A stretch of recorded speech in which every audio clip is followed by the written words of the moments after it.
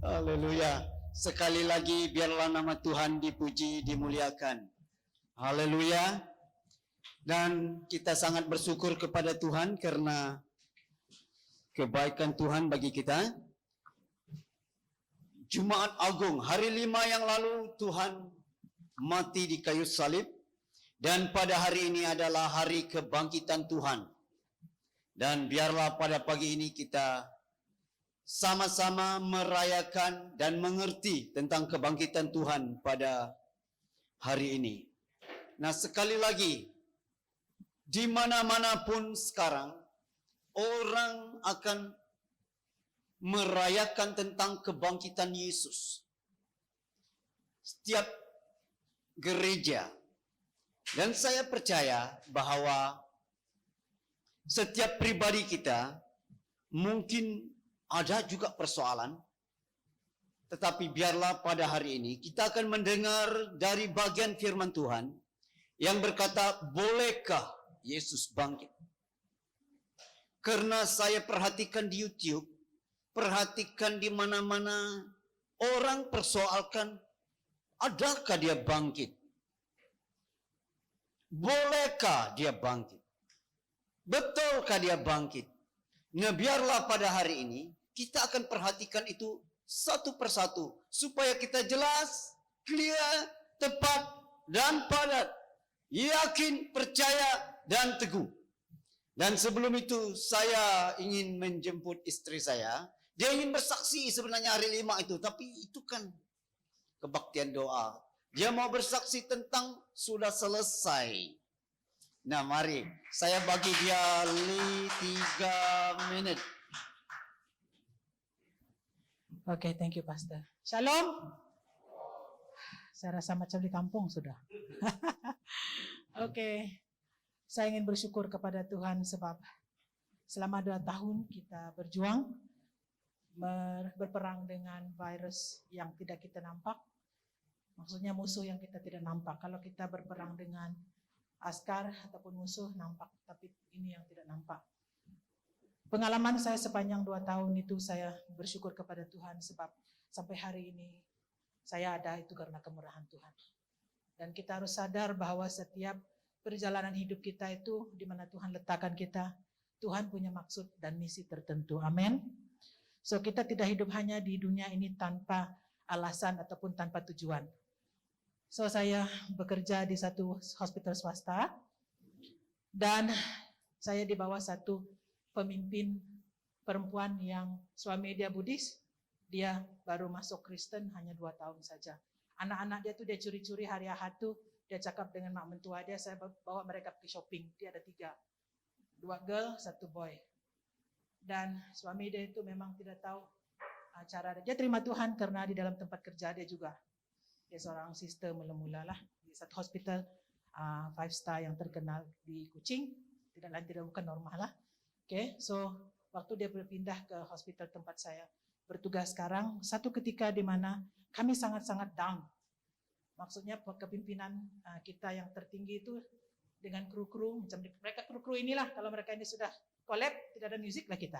Okay, so jadi seperti itulah satu ketika kami diarahkan oleh CEO, tukar roster kamu semua kepada 12 jam. Maksudnya 12 jam itu sangat penat. Especially saya punya tim, mereka buat cleaning, terminal cleaning. Bukan general cleaning, terminal cleaning itu mereka harus pakai yang full PPE itu, macam pergi bulan, yang mula-mula dulu, 2020. So jadi mereka harus berada di sana 4 jam. Mereka itu banyak yang tua-tua lah, 50 tahun, 40 tahun. Saya kata Tuhan mampukan. Saya tak peduli mereka Melayu kah, dari gereja manakah, kita berdoa dulu. Satu saat kita berdoa. Dan we move. Itu yang saya buat, yang saya mampu lakukan, saya tak kisah apa mereka cakap. Tapi saya kata Tuhan, letakkan saya, mereka di bawah saya harus bertanggung jawab dengan mereka. Dan puji Tuhan, selama itu mereka jarang diserang COVID ataupun karantin. Kami move, hampir 60 cleaning kami buat. Itu dalam 1 bulan. Dan slowly, puji Tuhan, ada vaksin-vaksin yang sudah diberi, itulah untuk kita depend selain daripada iman. Okay? So kita bekerja dengan iman lah. So waktu satu ketika itu CEO itu bagi arahan sebab terlalu chaos sudah dalam leadership. So jadi CEO ini seorang bisnis. Dia bagi arahan, dia marah sebab mentality dia lain, mentality kita nursing ataupun medical itu lain. Waktu mereka meeting saya tidak ikut. Jadi infection control itu dua, manusia sangat penting. Waktu dia bagi arahan, saya pecat dua-dua. Waktu mereka call saya, Joyce, saya sudah menyerah, saya tidak itu lagi. Saya tidak mau jadi matron lagi. Yang satu infection control, muka dia sudah hitam. Saya kata, kenapa? Kami dipecat. Oke, kamu duduk sana diam-diam. Saya bagi arahan, kamu duduk sana. Nobody will take your place. So matron di rumah itu, dia sudah bagi tahu, dia quarantine 3 kali. Tapi puji Tuhan selama 2 tahun itu, saya berada keluar masuk hospital dalam office yang sama, tapi kami ada divider lah. Saya tidak kena. Ada satu kali infection control kami, suami dia kena. Waktu kami dites semua, saya berdoa, Tuhan kalau barisan nursing ini collapse, kami tidak tahu bagi arahan dengan apa lagi. Jadi saya kata, Tuhan minta kemurahan-Mu. Waktu kami dites, negatif. Dan itu memang luar biasa. Tuhan tahu apa agenda kita ataupun tugas kita. Dan waktu matron itu kata, no, this is my final decision. Dia kata, I'm going to resign. Saya kata, matron, kamu bertanggung jawab dengan Tuhan Yesus. Tuhan bawa kamu ke hospital ini dengan satu tujuan. Fighting for virus, itu saja. Saat ini, kamu bertanggung jawab 200 lebih staff. Saya kata, saya hanya satu ayat saja. It is finished, matron, get up. Saya punya roh itu teriak. Itu di saya punya office ada cermin seperti ini kan menghadap langit tuh. Saya kata, Tuhan, saya tidak mau cakap apa lagi dengan orang ini. Dia orang yang paling atasan. Tidak akan jiwa dia terlalu lemah.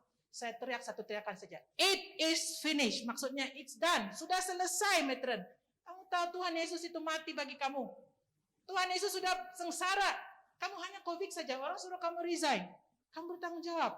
Bangun. Besok kamu harus turun. Itu hari Ahad seperti ini. Balik gereja. Kami harus tukar semua roster 30 lebih itu. Tuhan saja tahu. Saya hanya berlutut. Itu yang saya buat 2 tahun itu. Berlutut saja.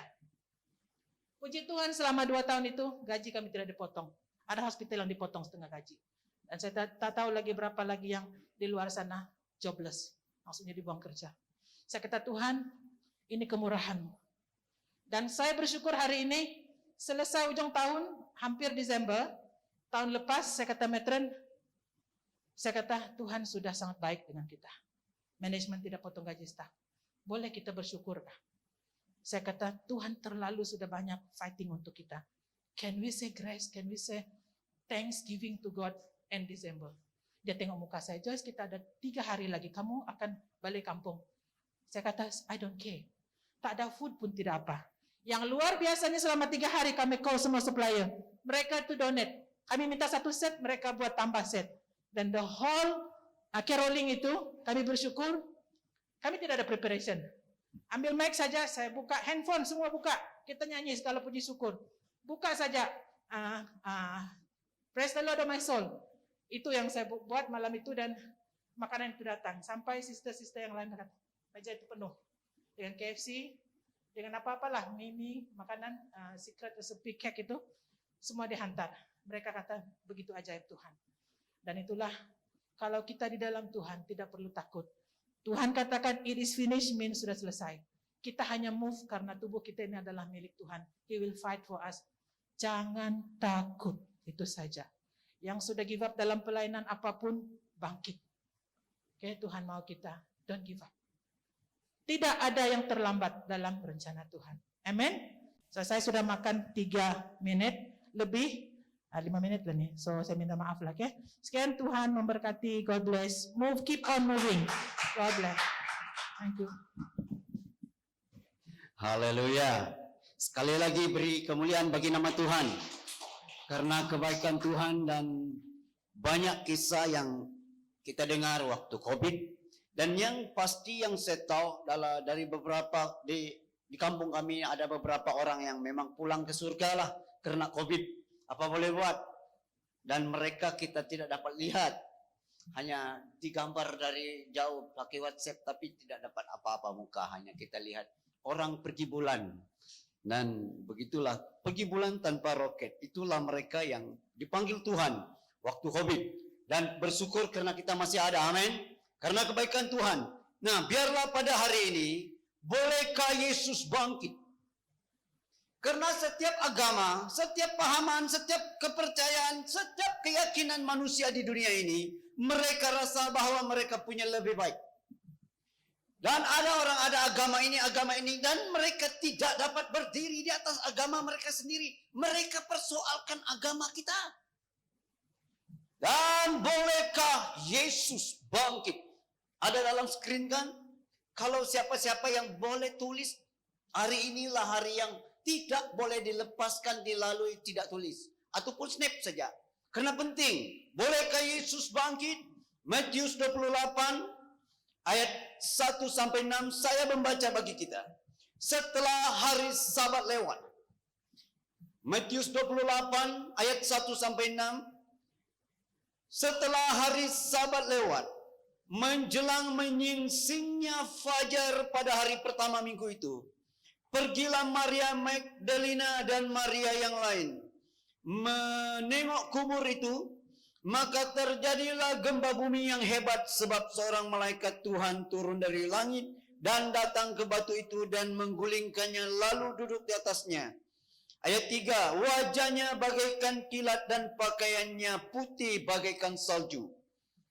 Dan penjaga-penjaga itu gentar ketakutan dan menjadi seperti orang-orang mati. Ayat 5, akan tetapi malaikat itu berkata kepada perempuan-perempuan itu, janganlah takut, sebab aku tahu kamu mencari Yesus yang disalibkan itu.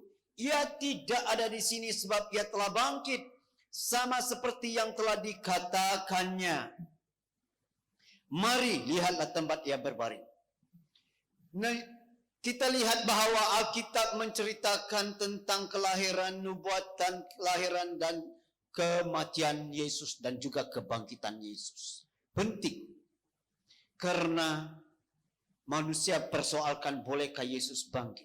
Nah, yang pertama, tapi sebelum itu dikatakan bahwa ada perempuan-perempuan yang bernama Maria Magdalena, di mana Yesus mengusir hantu banyak dari dia. Maria yang lain, itu ibu kepada Yakobus dan Yohanes, bukan pembaptis, Yohanes, Rasul Yohanes. Okay? Dan seorang nama lagi bersama mereka ialah Salome. Mereka datang ke kubur dan malaikat Tuhan datang di sana. Gempa bumi terjadi. Penjaga-penjaga askar polis yang disuruh untuk jaga kubur Yesus takut dan mereka kaku. Dan dia berkata, Yesus telah bangkit. Nah, bolehkah Yesus bangkit? Bagaimana untuk membuktikan dan mengerti tentang ini? Yang pertama, Alkitab telah mengatakannya. Harus ada di sini. Oh, ada. Ada? Alkitab telah mengatakannya. Bagus. Mesti ada. Mesti tengok dan mengerti. Apa yang dikatakan Alkitab? Bahwa Yesus telah bangkit. Dia sudah tidak ada di sini. Kuburnya sudah kosong. Sesuai apa yang dikatakannya, dia akan bangkit. Dan Alkitab telah mengatakannya. Dan kalau orang berkata apapun, balik kepada Alkitab. Apa kata firman Tuhan?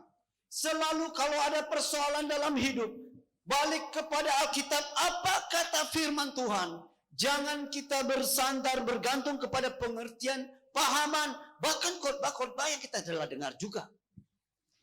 Balik kepada Alkitab. Alkitab kata apa?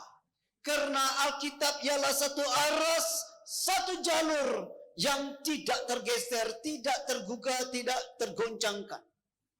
Dan Alkitab selalu benar. Dari zaman ke zaman sampai kepada kekekalan. Nah, yang pertama di sini Alkitab kata apa? Apa yang diucapkannya yaitu Yesaya 55. Saya mau kita membaca dari Yesaya. Yesaya 55 ayat 11. Kita mau melihat apa yang Alkitab katakan. Yesaya 55 ayat 11 berkata, demikianlah firmanku yang keluar dari mulutku, ia tidak akan kembali kepadaku dengan sia-sia, tetapi ia akan melaksanakan apa yang ku kehendaki, dan akan berhasil dalam apa yang kusuruhkan kepadanya. Nabi Yesaya berkata firman Tuhan seperti ini. Apa saja yang Tuhan katakan, firman itu tidak pernah kembali dengan sia-sia. Kalau kita membaca ayat yang sebelum itu, yaitu ayat 10, sebab seperti hujan dan salju turun dari langit dan tidak kembali ke situ, melainkan mengairi bumi, membuatnya subur dan menumbuhkan tumbuh-tumbuhan, memberikan benih kepada penabur dan roti kepada orang yang mau makan. Nabi ini berkata firman Tuhan seperti ini, seperti hujan dan salju yang turun ke bumi, ia tidak pernah kembali ke atas. Mungkin ada kelas sains sekarang bahwa itu adalah uapan. Itukah? Dalam bahasa Malaysia. Dalam apa bahasa yang saya belajar dulu? Evaporate. Dia macam naik balik, tapi kita tidak dapat lihat. Nabi ini berkata firman Tuhan seperti hujan dan salju yang turun tidak pernah kembali, melainkan mengairi bumi dan membuat bumi subur supaya menumpukan tumbuh-tumbuhan, supaya ada benih bagi penabur dan juga ada makanan roti bagi yang ingin makan. Kecuali kalau engkau tidak ingin makan, apa boleh buat? Ya, ada orang mau makan, ada orang tidak mau makan. Ada orang berdoa supaya kurus, ada orang berdoa supaya gemuk. Tidak apa. Dalam keluarga kami saja sebanyak bercangga tuh. Ada yang berdoa mau kurus, saya berdoa supaya saya mau gemuk. Macam mana kita mau berdoa seperti itu, kita berdoa asing-asing. Berdoa lain, saya berdoa lain, mereka berdoa lain. Karena tidak boleh campur, karena ada yang mau kurus, ada yang mau gemuk. Oke? Nah, yang dikatakan kalau yang mau makan, ada roti bagi mereka. Ini yang dikatakan oleh firman Tuhan, tidak pernah sia-sia dan tidak pernah kembali kepada Tuhan dengan tangan kosong. Nah, yang kedua, apa yang dirancangkan? Alkitab mengatakan apa? Mari kita membuka ayat firman Tuhan dari Ayub. Ayub 42 ayat 2. Apa yang dirancangkan Tuhan? Ayub 42 ayat 2 berkata, aku tahu bahwa engkau sanggup melakukan segala sesuatu dan tidak ada rencanamu yang gagal. Ini penyataan dan ini pengakuan Ayub kepada Tuhan. Dia berkata bahwa aku tahu bahwa engkau sanggup melakukan segala sesuatu dan tidak ada satu rancanganmu pun yang gagal. Tidak ada satu rancangan Tuhan yang pernah gagal. Tadi apa yang diucapkan Tuhan tidak pernah sia-sia. Kalau apa yang diucapkan tidak pernah sia-sia, berarti apa yang difirmankan Tuhan dalam Alkitab boleh engkau pegang. Apa yang ditulis di dalam Alkitab boleh engkau klaim dan boleh engkau pegang dan boleh engkau percaya. Dan yang sekarang Ayub berkata bahwa apa yang engkau rancangkan tidak ada yang gagal. Tuhan merencanakan, ini rancangan Tuhan tidak pernah gagal. Dan ini rancangan Allah bagi kamu. Sekali lagi, buat dia mudah sekali. Ini rancangan Tuhan tak pernah gagal dan ini rancangan Allah bagi kamu secara pribadi. Okay? Saya tidak boleh kata tidak pernah gagal. Rancangan Tuhan tidak pernah gagal. Bagaimana? Contoh, Tuhan ingin melakukan sesuatu, dia merancangkan sesuatu, itu tidak pernah gagal. Tetapi orang yang mengikuti rancangan Tuhan banyak yang gagal. Contoh, waktu Tuhan ingin meneguhkan kerajaan Israel, dia rancangannya ialah membuat raja di negeri Israel. Dia mengambil Saul. Tetapi Saul itu gagal, menggagalkan dirinya sendiri. Dan Saul terkeluar dari jalur kerajaan. Diangkat orang lain. Nah, disinilah saya dan saudara harus hati-hati. Kalau Tuhan sudah merencanakan sesuatu, ini berarti itu tidak akan gagal. Pernahkah engkau berpikir bahwa kenapa kau ada di sini? Adakah yang sebelum tidur, kenapa saya ada di gereja ini? Pernah terpikir? Saya pernah berpikir, kenapa saya ada di BM Grace? Satu hal yang saya tahu bahwa saya mau mengikuti rancangan Tuhan yang besar, oke? Sekali lagi, biar jelas dan biar clear, kata orang. Satu hal yang saya tahu, yang saya mau, yang saya akan ikuti, yang saya tidak akan lepaskan. Bahkan saya berkata dengan Tuhan, saya tidak mau hidup sia-sia. Saya tidak mau hidup biasa-biasa saja. Saya mau hidup luar biasa.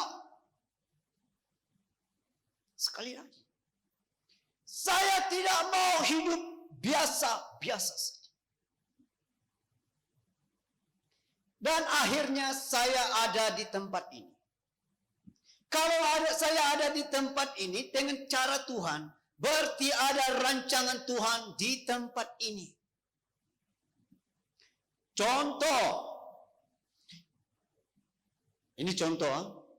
Kalau mau dia betul pun boleh. Tuhan mau bahwa gereja BM Grace ini menjadi satu kekuatan dalam pujian penyembahan dalam negeri ini. Contoh sahaja. Kalau kamu mau dia betul pun, dipersilakan, saya persilakan 100% juga. Tuhan ingin membuat BM Grace satu lantasan kekuatan pujian penyembahan dalam gereja Tuhan di negeri. Kedua, Tuhan mau gereja BM Grace ini menjadi ibu yang dapat merangkul gereja-gereja yang ada. Dan juga untuk menjadi satu tanda aras bagi gereja kepimpinan. Dan satu kekuatan menggerakkan yang tidak pernah dapat dilakukan sebelum zaman ini. Itu contoh. Tetapi kalau engkau mau kata bahwa itu benar, saya yang orang pertama katakan amin. Itu rancangan Tuhan. Itu rancangan Allah yang tidak akan pernah gagal. Tetapi kalau engkau menggagalkan dirimu, engkau akan terkeluar dari jalur Tuhan. Adakah Daud, adakah Yusuf tahu bahwa ini rancangan Tuhan? Perlukah tahu? Tidak perlu. Perlukah saya tahu apa rancangan Tuhan masa depan? Perlu juga? Tak perlu juga. Adakah Yusuf perlu tahu Tuhan, kenapa saya harus ada di Mesir? Tak perlu. Yang dia tahu bahwa kesedihan, malapetaka, tetapi itu rancangan Tuhan. Rancangan Tuhan sebenarnya apa? Rancangan Tuhan yaitu Tuhan melakukan perkara besar bagi Yusuf di tanah Mesir. Dan begitu juga rancangan Tuhan tidak pernah gagal. Dan rancangan bagi dirimu, engkau harus aminkan, engkau harus bersabar, engkau harus bertahan, dan engkau harus percaya. Amin. Rancangan Tuhan bagi dirimu, bagi anak-anakmu, keluargamu, engkau harus bertahan, engkau harus bersabar, dan harus percaya bahwa Tuhanlah yang memegang engkau, dan tangan Tuhanlah yang membawa engkau dari satu tempat ke satu tempat, satu level ke satu level, satu langkah ke satu langkah yang lain. Tidak semestinya terus langsung, tidak, akan ada tahap-tahapnya. Dan rancangan Tuhan tidak ada yang gagal. Alkitab kata apa? Rancangan Tuhan tidak ada yang gagal. Kalau firman Tuhan berkata bahwa dia telah bangkit, dia sudah bangkit. Nah, yang ketiga, apa yang dinubuatkannya? Apa yang dinubuatkan oleh Alkitab? Ezra. Saya mau kita melihat dari Ezra. Ezra pasal 1 ayat 1. Ezra pasal 1 ayat 1. Pada tahun pertama zaman Kores, raja negeri Persia, Tuhan menggerakkan hati Kores Raja Persia itu untuk menggenapkan firman yang diucapkan oleh Yeremia sehingga disiarkan di seluruh kerajaan Kores secara lisan dan tulisan pengumuman ini. Nah, ini yang dikatakan nubuatan apa yang dinubuatkan oleh firman Tuhan. Dikatakan bahwa Raja Kores menggerakkan orang Israel kembali ke Yerusalem untuk menggenapkan apa yang dinubuatkan oleh para nabi. Nubuatan yang mana? Nah, mari saya membawa kita dalam nubuatan yang mana?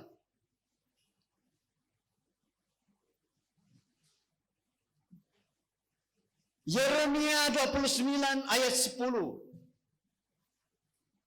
Yeremia 29 ayat 10. Ini nubuatan yang disampaikan oleh para nabi. Yeremia 29 ayat 10 berkata, sebab beginilah firman Tuhan apabila telah genap 70 tahun bagi Babel, barulah aku memperhatikan kamu, aku akan menepati janjiku itu kepadamu dengan mengembalikan kamu ke tempat ini. Ini nubuatan dari Nabi Yeremia kepada bangsa Israel waktu mereka diangkut dalam pembuangan pergi ke negara Babel. Yaitu 10 tahun sebelum Raja Kores mengizinkan mereka pulang. Raja Kores itu adalah orang Persia yang tiba-tiba mengambil alih kerajaan Babel. Kenapa Raja Kores? Kenapa dia orang Persia? Karena ada nubuat. Nubuat dari Nabi Yesaya. Yesaya 45 ayat 13. Apa yang dinubuatkan Alkitab tetap benar dan tepat dan tidak pernah meleset. Yesaya 45 ayat 13.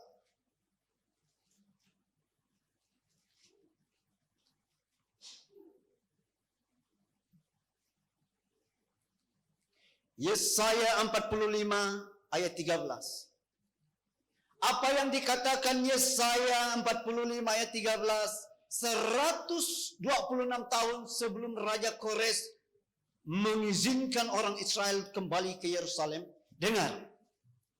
Ayat 13 berkata, akulah yang menggerakkan Kores untuk maksud penyelamatan dan aku akan meratakan segala jalannya. Dialah yang akan membangun kotaku dan yang akan melepaskan orang-orangku yang ada dalam pembuangan tanpa bayaran dan tanpa suap, firman Tuhan semesta alam. 126 tahun sebelum Raja Kores muncul dalam arena kehidupan. Sebelum Raja Kores mengambil alih kerajaan Babel. Dan tidak siapa-siapa tahu bahwa akan ada Raja Babel, akan ada Raja Kores, akan ada Raja Persia, tidak ada orang yang tahu. 126 tahun sebelum itu sudah berdiri seorang nabi. Beginilah firman Tuhan, akulah yang menggerakkan seorang yang bernama Kores. Dia tidak sebut dia raja. Namanya Kores. Dia akan digerakkan oleh Tuhan. Dia akan mengembalikan engkau ke tempat ini. Dia akan membangun kota Yerusalem. Itu 126 tahun. Orang Israel tidak tahu apa-apa. Manusia bingung dia cakap apa. Tetapi selepas 126 tahun, orang Israel diangkut ke Babel dan Kores tiba-tiba mengambil kerajaan itu. Dan dia berkata, Tuhan suruh saya membangun rumah Tuhan di Yerusalem. Siapa-siapa yang dari negeri Yehuda, dari Yerusalem, sila kembali ke sana. Dan genaplah firman Tuhan yang diucapkan oleh Nabi Yeremia. Dan genaplah firman Tuhan yang diucapkan Nabi Yesaya. Nabi Yesaya bahkan nama orang itu Tuhan beritahukan kepadanya. Lalu apa yang dikatakan firman Tuhan, apa yang dinubuatkan adalah tepat dan benar, tidak pernah silap dan tidak pernah tersasar. Oleh sebab itu, bolehkah Yesus bangkit? Itu sangat-sangat mungkin. Karena Alkitab sudah mengatakannya.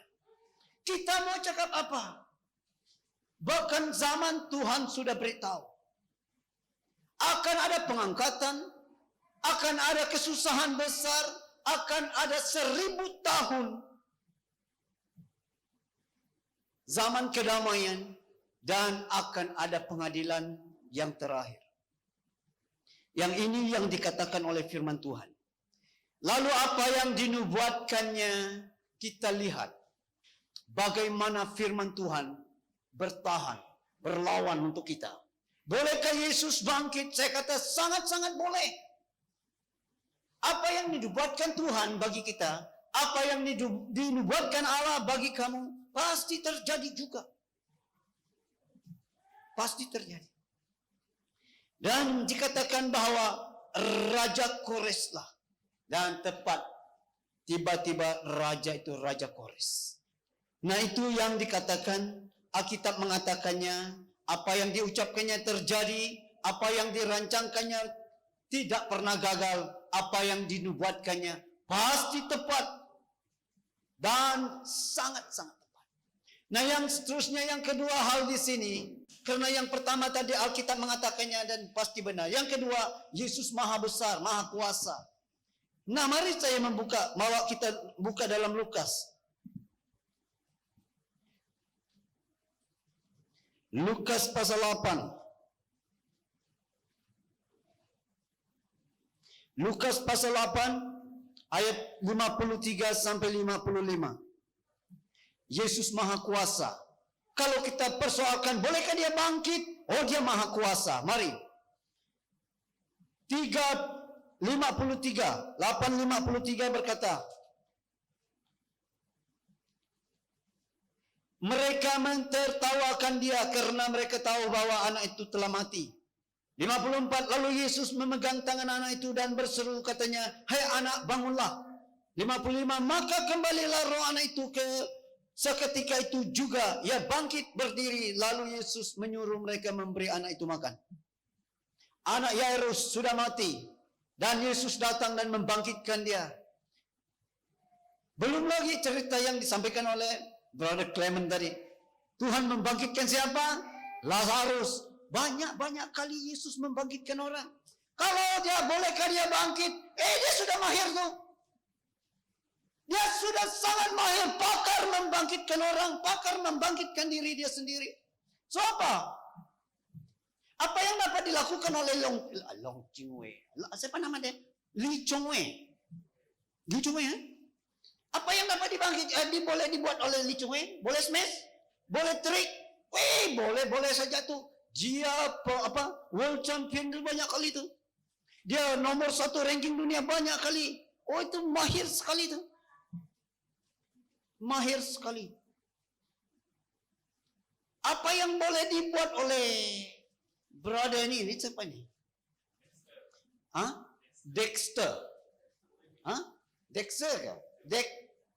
Keliru-keliru dengan namanya itu. Bolehkah kita letak nama lain dengan dia? Jokowi. Haleluya, senang lagi.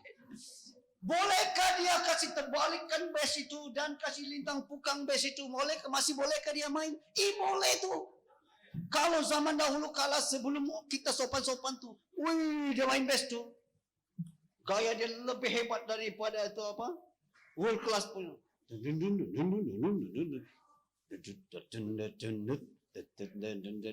boleh saja. Nah, apa yang dia tidak boleh buat dengan base itu, kalau dia mau patahkan base itu lebih senang bagi dia.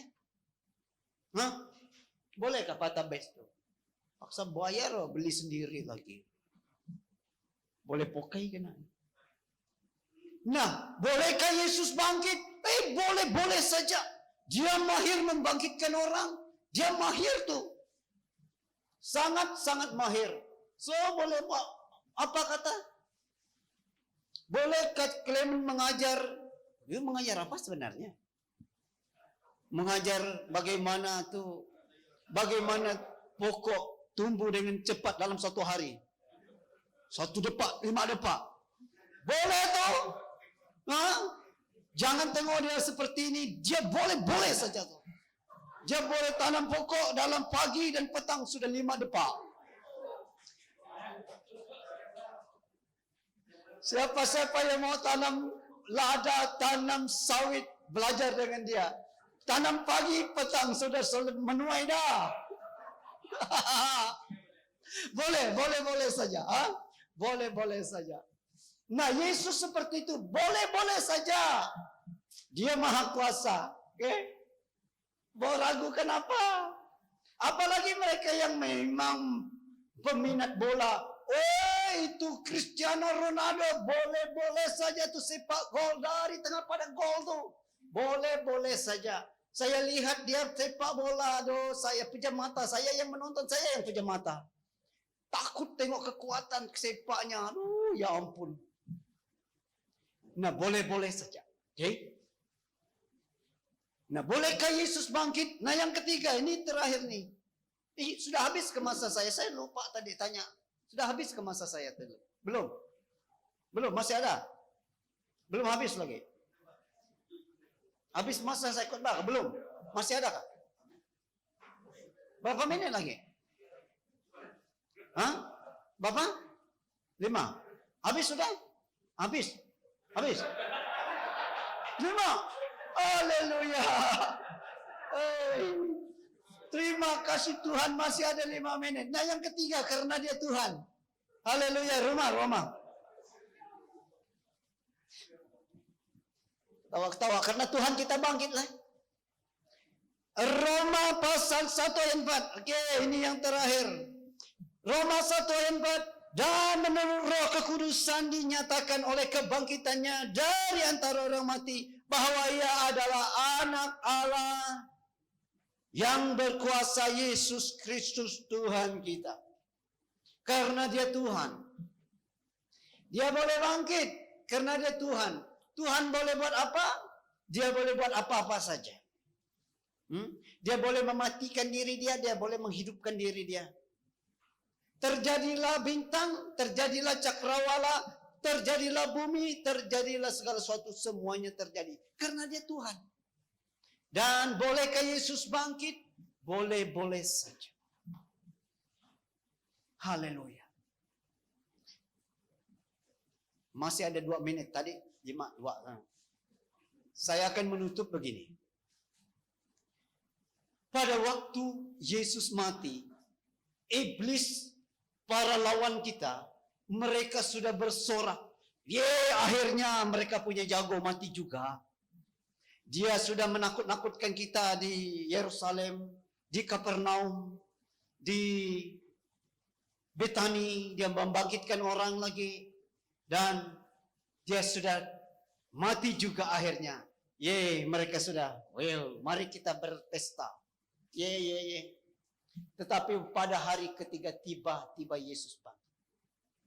Dia bangkit dan mengejutkan seluruh alam. Dan dia bangkit lagi. Dia bangkit. Nah, pada hari ini, kebangkitan Tuhan bagi kita sangat berarti. Dia bangkit itu membuktikan bahwa memang dia Tuhan. Apapun yang manusia persoalkan, dia tetap Tuhan. Dia telah bangkit, dan kalau bukan Tuhan, dia pasti tak akan bangkit. Dia bangkit dan naik ke surga. Haleluya. Nah, mari, biarlah pada pagi ini, dalam apapun persoalan hidup, pada hari ini, Tuhan bangkit, dan kita telah melihat betapa berkuasanya dia. Apa yang diucapkannya berhasil.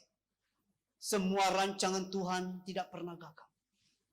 Apa yang dinubuatkannya terjadi. Lalu pada hari ini, kalau ada nubuatan-nubuatan kepada dirimu, pengkhotbah dari luar negara kah? Pengkhotbah dari luar negeri kah? Pengkhotbah dari dalam negeri kah? Ataupun orang dari dalam gereja sendiri bernubuat atas engkau, itu akan terjadi karena Tuhan.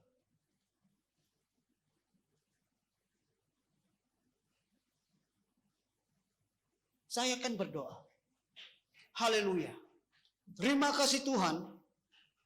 Engkau Allah yang membuktikan diri, dan Engkau Tuhan yang ajaib dan maha kuasa di atas segala alam semesta.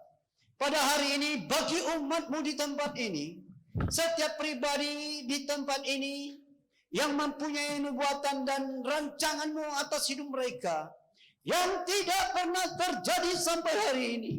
Mari Tuhan, hamba-Mu berdoa dan hamba-Mu meneriakkan, Engkau kembalikan mereka dalam jalur mereka. Apapun yang menghambat dan menghalang, sehingga nubuatan rancangan Allah tergendala dalam hidup mereka, pada hari ini Engkau selesaikan dalam hidup mereka.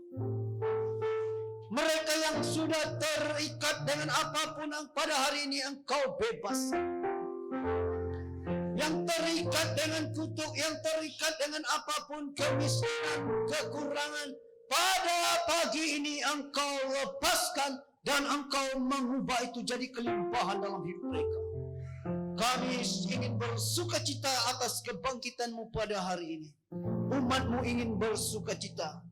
Nubuatan dan rancangan-Mu bagi Beyond Grace, lakukanlah dan terus lakukanlah Tuhan.